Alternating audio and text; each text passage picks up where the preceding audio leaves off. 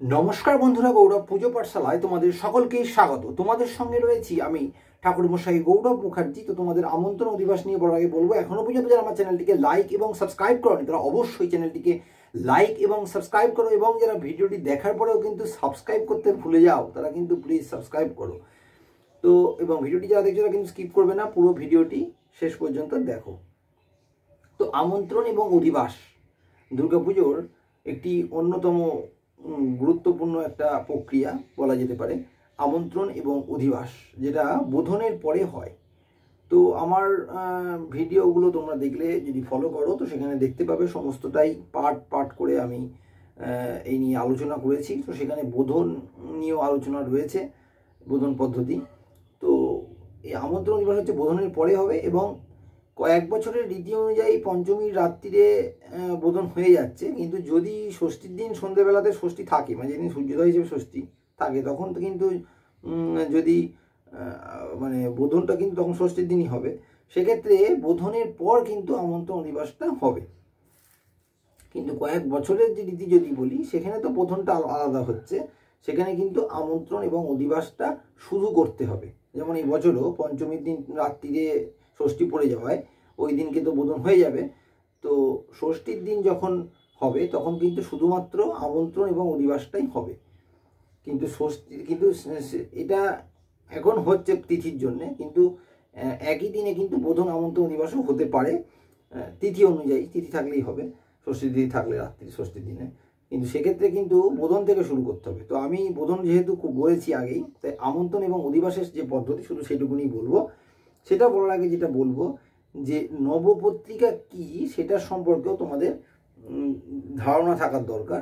সেটা ধারণা থাকলে যারা পুজো করবে, হ্যাঁ, তাদের সুবিধে হবে, বা যারা জোগাড় করছে কোনো বারোয়ারি বা বাড়ি, প্রত্যেকের ক্ষেত্রে কিন্তু সুবিধে হবে। জানা উচিত যে নবপত্রিকাটা কি।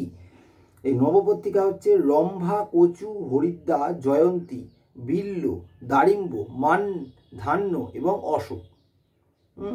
এই জিনিসগুলো, এই গাছগুলোকে নিয়েই কিন্তু হচ্ছে নবপত্রিকা হচ্ছে। তো এই নবপত্রিকাগুলো বলে দিচ্ছি আবারও। রম্ভা, কচু, হ্যাঁ, রম্ভা বলতে কলা, কচু, হরিদ্রা বলতে হলুদ, জয়ন্তী, বিল্ল অর্থাৎ বেলের যেটা রয়েছে, দারিম্ব, মান গাছ যেটা হয়, ধান এবং অশোক, এই গাছগুলো নিয়ে নবপত্রিকা হবে। তো যেটা বলছে যে পত্রী প্রবেশের পূর্ব দিবসে অর্থাৎ ষষ্ঠীর দিন সায়াহ্নে নবপত্রিকা শ্বেত অপরাজিতা লতা দ্বারা বেষ্টন পূর্বক, তদুপরি কলা পেটো দিয়া পট্টসূত্র দ্বারা বন্ধনপূর্বক বিল্ল বৃক্ষের পাশে স্থাপন করিবেন। অর্থাৎ এটা একটা কিছু দিয়ে বেঁধে, এখানে যেরকম বলছে এরকম সবসময় পাওয়া যায় না। তো যাই হোক, যেভাবেই হোক একটা পাটের সুতো দিয়ে যদি পাওয়া যায় ভালো হয়। তো বেঁধে বিল্ল বৃক্ষের পাশে কিন্তু স্থাপন করতে হবে, অর্থাৎ এই নবপত্রিকাটাকে। বিল্ল বৃক্ষ যে আমি বলেছিলাম আগের ভিডিওতে আমার আছে যে সবসময় বিল্ল বৃক্ষের পুজো করতে হবে, তো সেই বিল্ল বৃক্ষের পাশেই কিন্তু এই নবপত্রিকা অর্থাৎ এই 9টা গাছ, এটা কিন্তু একসাথে বেঁধে স্থাপন করতে হবে। এটা কিন্তু আবার লাগবে কিন্তু সপ্তমীতে। তো ষষ্ঠীতে প্রথমে রেখে স্থাপন করতে হবে, এবং তারপরে কিন্তু আজমন, বিষ্ণু স্মরণ যেগুলো আছে সমস্ত পুজোর রীতি, সেই রীতি অনুযায়ী কিন্তু আজমন, বিষ্ণু স্মরণ, জলশুদ্ধি, অহংশুদ্ধি ইত্যাদি সমস্ত কিছু করার পরে এখানে কিন্তু ষষ্ঠী বাচন করতে হবে। ষষ্ঠী বাচনের পর সংকল্প। ষষ্ঠী বাচনটা আমি বলি আগে। ওং কর্তব্যায় রণয় শ্রী ভগবত দুর্গা দেব্যা মন্ত্রানাধিবাস কর্মণ ওং পুণ্যাহং ভবন্তু ধুবন্তু, ওং পুণ্যাহং ভবন্তু ধুবন্তু, ওং পুণ্যাহং ভবন্তু ধুবন্তু, ওং পুণ্যাহং, ওং পুণ্যাহং, ওং পুণ্যাহং। ওং কর্তব্যায় রণয় শ্রী ভগবত দুর্গা দেব্যা মন্ত্রানাধিবাস কর্মণ ওং স্বস্তি ভবন্তু ধুবন্তু। 3বার বলতে হবে। ওং স্বস্তি ভবন্তু, ওং স্বস্তি, ওং স্বস্তি, ওং স্বস্তি, ওং স্বস্তি। ওং কর্তব্যায় রণয় শ্রী ভগবত দুর্গা দেব্যা মন্ত্রানাধিবাস কর্মণ ওং ঋদ্ধিং ভবন্তু ধুবন্তু। 3বার হবে। ওং ঋদ্ধিং ভবন্তু ধুবন্তু, ওং ঋদ্ধিং ভবন্তু ধুবন্তু, ওং ঋদ্ধিং ভবন্তু ধুবন্তু। ওং ঋদ্ধিতাম, ওং ঋদ্ধিতাম, ওং ঋদ্ধিতাম। এইভাবে কিন্তু হবে। এবং তারপরে সাক্ষ্য মন্ত্র এরকম সব ক্ষেত্রেই হয়, হাত জড়ো করে। ওং সূর্য সমযম কাল মহাভূতানি পঞ্চবই এতে শুভাশুভা সেহ কর্মণ নবসাক্ষী, হাত জোর করে হবে। এবং তারপরে যেটা হবে, অথবা সূর্য সমযম কাল সন্ধিভূতা নখ সপা পবন দিক ও পতির ভূমি রাকসং খজরামরা, এই বলেও কিন্তু ব্রাহ্মণ শাসনমস্তায় কল্পদ্বিমিহ সন্নিধি, এগুলো বলে করতে হবে। এবং তারপরে কিন্তু সংকল্প রয়েছে যে বিষ্ণুর তস্য আশ্বিন মাসে শুক্ল পক্ষে অমুক তিথ, অর্থাৎ যেহেতু এটা ষষ্ঠীতে হচ্ছে, আমন্ত্রণ দিবসটা তো ষষ্ঠীতে হবে, তো অবশ্যই ষষ্ঠী তিথও হবে এখানে। তো তিথ এবং গোত্র দেব সর্বণ, অর্থাৎ যে নাম থাকবে, হ্যাঁ, গোত্র নাম ইত্যাদি দিয়ে সেই দুর্গাদেব বা প্রীতি কামু স্বকর্তব্য বার্ষিক শরৎকালীন দুর্গা মহাপূজাঙ্গ ভূত বিল্ল বিখ্যাধিকরণক শ্রী ভগবত দুর্গাদেব্বা মন্ত্রানাধিবাস কর্মানাহং করিষ্যামি। এইভাবে কিন্তু মানে সংকল্পটা করতে হবে।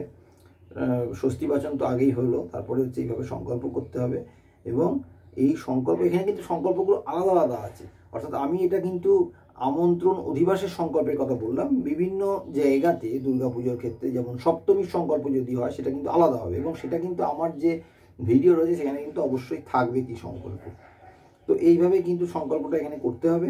এবং তারপর সামান্যার্ঘ স্থাপন করিয়া গণেশাদি পঞ্চদেবতার পুজো করতে হবে, অর্থাৎ পঞ্চপ্রচারে যেরকম সব ক্ষেত্রেই যে পঞ্চদেবতার পুজো হয় সেই পঞ্চদেবতার পুজোটা কিন্তু হবে। এবং তারপরে যেটা হবে যে বিল্লবৃক্ষের পুজো হবে, বিল্লবৃক্ষের ধ্যান করতে হবে, করে বিল্লবৃক্ষের পুজো করতে হবে। এটা কিন্তু সবসময়ই হবে, হ্যাঁ। দিয়ে এরপরে যেটা হবে সেটা হচ্ছে যে করজোড়ে পাঠ করতে হবে। আমি বিল্লবৃক্ষের সম্পর্কেও বলেছি যে বিল্লবৃক্ষের কি ধ্যান রয়েছে, তো সেই বিল্লবৃক্ষের পুজো তো হলো। এবং তারপরে যেটা হবে যে হাত জড়ো করে, অর্থাৎ বিল্লবৃক্ষের পুজোটা কিন্তু সব সময় লাগবে, প্রথমেই করতে হবে। তো এখানেও সেরে একই ব্যাপার, ষষ্ঠীবাচন সংকল্প মানে প্রথমে থেকে শুরু করলে যে আজমান বিশ্বস্মরণ জয়শুদ্ধি অশুদ্ধি সমস্ত কিছু হওয়ার পর ষষ্ঠীবাচন হলো, সংকল্প এখানে একটু আলাদা সংকল্প সেটা বললাম, সেগুলো হলো। হওয়ার পরে গণেশাদি পঞ্চদেবতার পুজো টুজো করে নিয়ে একদম বিল্লবৃক্ষের পুজো করতে হবে। এবং বিল্লবৃক্ষের পুজো করার পরে হাত জড়ো করে কর জোরে যেটা পাঠ করতে হবে সেটা হচ্ছে ওং মেরুমন্দর কৈলাস হিম বচ্চিকরে গিরৌ জাত শ্রী ফলবৃক্ষোত্তং মম্বিকায়ং সদা প্রিয় ওং শ্রী শৈল শিখরে জাত শ্রীফল শ্রীনিকেতন নেতব্যাহসি ময়াগচ্ছ পূজ্য দুর্গা স্বরূপত। এইভাবে কিন্তু হাত জড়ো করে পাঠ করতে হবে, হ্যাঁ, বিল্লবৃক্ষের পুজোর পরে। এবং তারপরে অধিবাস করতে হবে। এইবারে অধিবাসের যেটা বিষয়, অধিবাস অবশ্যই কিন্তু সবসময় যজুর্বেদীয় যে অধিবাস মন্ত্র রয়েছে সেটা কিন্তু দেখতে হবে বই থেকে। যজুর্বেদীয় যেটা, সেটা যজুর্বেদীয় পদ্ধতিটা কিন্তু হবে, এটাই আমরা ফলো করব। এবং এই যজুর্বেদীয় পদ্ধতিতে অধিবাসের এখানে সিস্টেম রয়েছে। এবং এটা বিয়ের ক্ষেত্রে যেরকম প্রত্যেকটা দ্রব্য, অর্থাৎ মহি মানে মাটি, গন্ধ অর্থাৎ গন্ধ বলতে চন্দন, শিলা, ধান্য বলতে ধান, দুব্বা, ফল, পুষ্প, দধি, ঘৃত, স্বস্তিক, সিঁদুর, শঙ্খ, কজ্জল বলতে কাজল, রচনা, হ্যাঁ, সিদ্ধার্থ, স্বর্ণ, রৌপ্য, তাম্র, এই সমস্ত প্রত্যেকটি ধরে ধরে মন্ত্র সহকারে, এখানে বইতে তোমরা মন্ত্র পাবে এবং প্রত্যেকটি মন্ত্র সহকারে কিন্তু প্রত্যেকটা বলতে হবে এবং প্রত্যেকটা ছোঁয়াতে হবে। ঘটে ছোঁয়াতে হয়, ঠাকুরকে ছোঁয়াতে হয়, এইভাবে কিন্তু প্রত্যেকটা, এবং নারায়ণ, এইভাবে প্রত্যেকটা কিন্তু করতে হয়। তো আমি যেটা বলবো তোমাদেরকে সহজভাবে যদি বলি, এটা আমি তো আগেই বলেছি যে দুর্গাপুজোর পদ্ধতি কিন্তু অনেক জটিল। তো সহজভাবে যদি বলি, এটা অনেক সময় সম্ভব হয় না সময়ের জন্য আমাদের।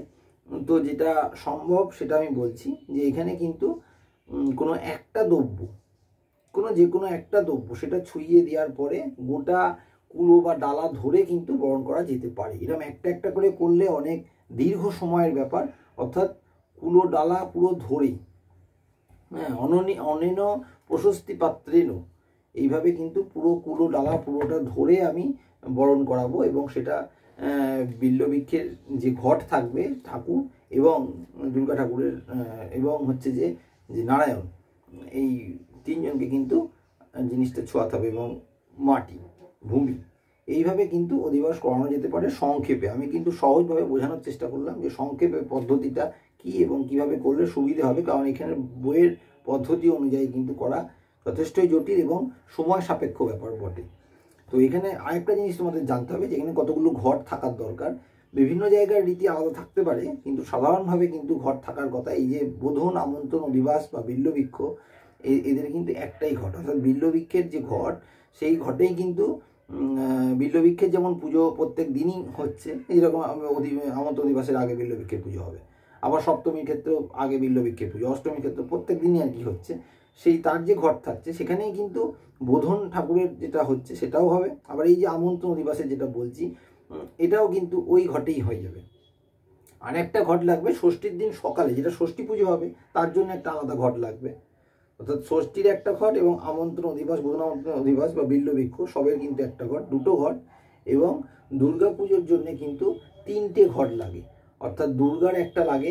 এবার অনেক জায়গাতে দুর্গার একটাই চালে শুধু দুর্গা, মহিষাসুর এবং সিংহ এইভাবে পুজো হয়, কিন্তু সেটা বলবো কমই হয়। অনেক জায়গাতে পুরো চালেই থাকে বা আলাদা করে থাকলেও সেখানে কিন্তু অবশ্যই গণেশ, লক্ষ্মী এবং কার্তিক, সরস্বতী থাকে, ফলে কিন্তু অনেক জায়গাতেই থাকে, সে এক চাল দিয়ে থাকুক বা আলাদা থাকুক।